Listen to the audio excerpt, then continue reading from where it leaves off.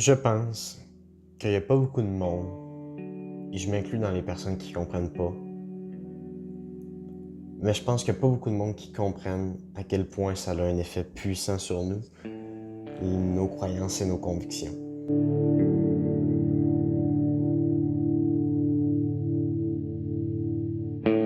Une croyance, c'est quoi? Ben, une croyance, ça peut être par exemple parce que je suis une femme, je gagne moins cher que les hommes. Une croyance, ça peut être aussi parce que je suis pas quelqu'un de charmeur, je pourrais jamais être avec une femme qui me plaît. Ou parce que je suis pas drôle, parce que je suis pas beau, parce que je suis pas belle, je pourrais jamais être avec la personne qui me plaît. Tout ça, c'est des croyances. La conviction, elle, c'est parce que je me trouve pas drôle, je me trouve pas beau, je me trouve pas belle, je pourrais pas avoir la personne avec qui je veux être. Je vais même pas approcher la personne avec qui je veux être parce que ça vaut pas la peine. À partir du moment où on agit sur cette croyance-là, à partir du moment où cette croyance-là est tellement puissante qu'on agit en conséquence, ça devient une conviction. Parce que je suis une femme et que je gagne moins d'argent, je vais avoir peut-être une opportunité qui va s'ouvrir à moi de faire plus d'argent, mais parce que c'est devenu une conviction que parce que je suis une femme, je vais faire moins d'argent qu'un homme, mais je vais pas profiter de cette opportunité-là, puis je vais garder le salaire que j'ai.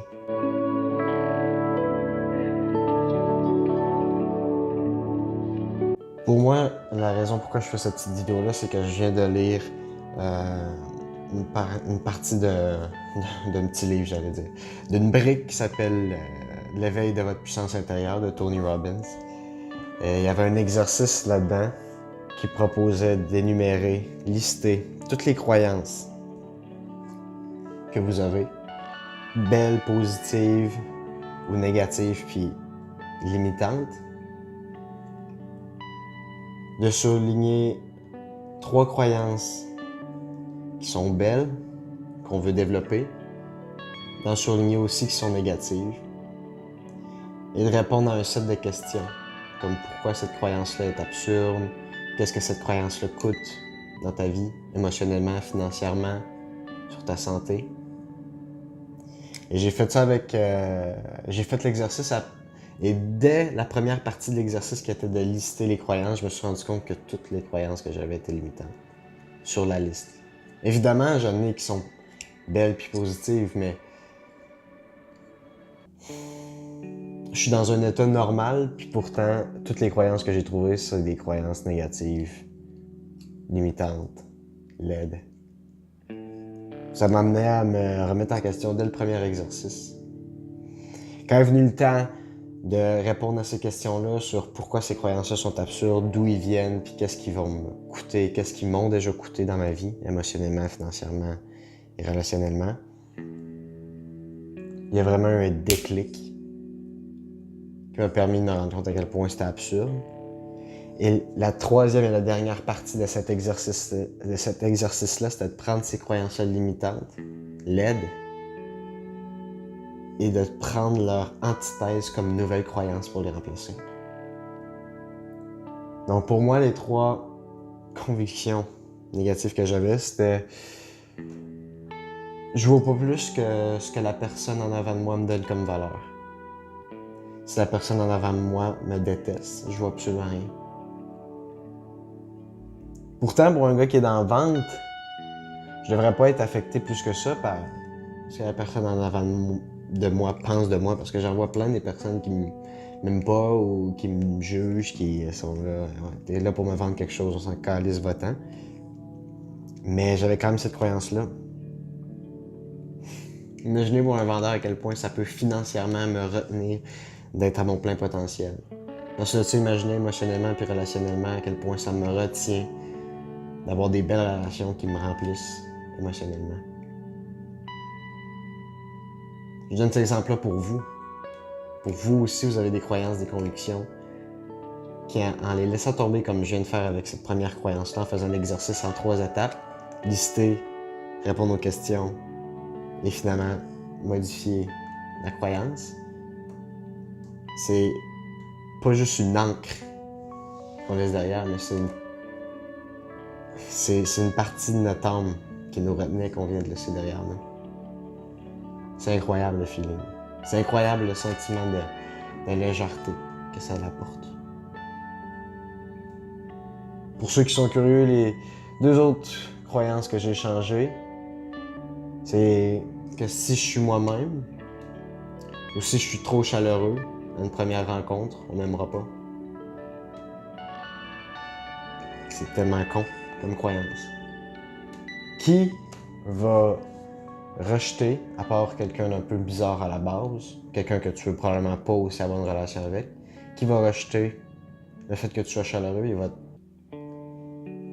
va être agressif avec toi parce que tu es chaleureux.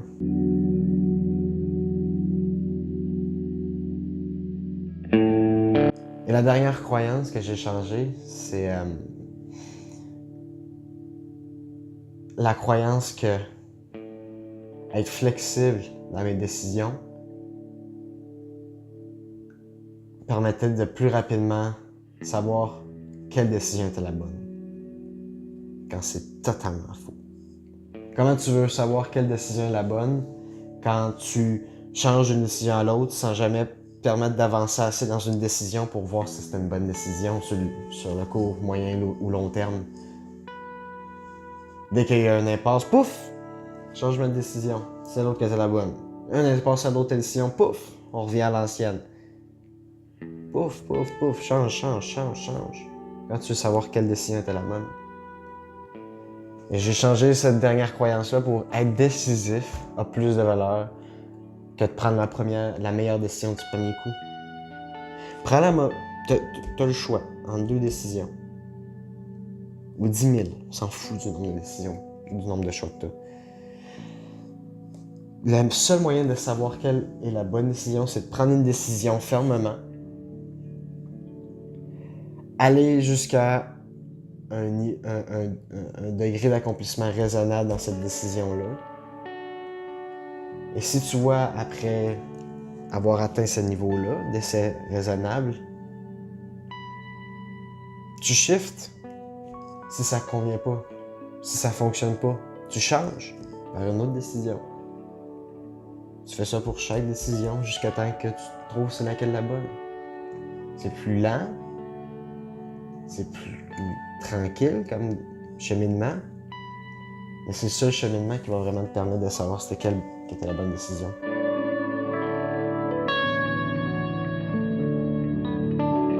Bref, je vais donner des exemples pour moi, pour ceux-là qui étaient curieux. Mais vraiment, le point que je souhaite que vous retiriez de cette podcast-ci ou de cette vidéo-ci, c'est vraiment de faire l'exercice en 3 étapes, lister, répondre aux questions, modifier pour laisser derrière vous les croyances que vous avez en ce moment qui sont négatives et travailler pour renforcer celles qui vont vous permettre d'aller de l'avant. Parce que juste faire cet exercice-là, sincèrement, si on le fait sérieusement, ça peut changer une vie. Et c'est ce que je souhaite pour vous. Donc, maintenant que mon message est terminé, n'hésitez pas à laisser un like, un commentaire. C'est toujours très apprécié, à vous abonner. Je sors du contenu régulièrement, donc on se dit à très bientôt pour la suite. Ciao!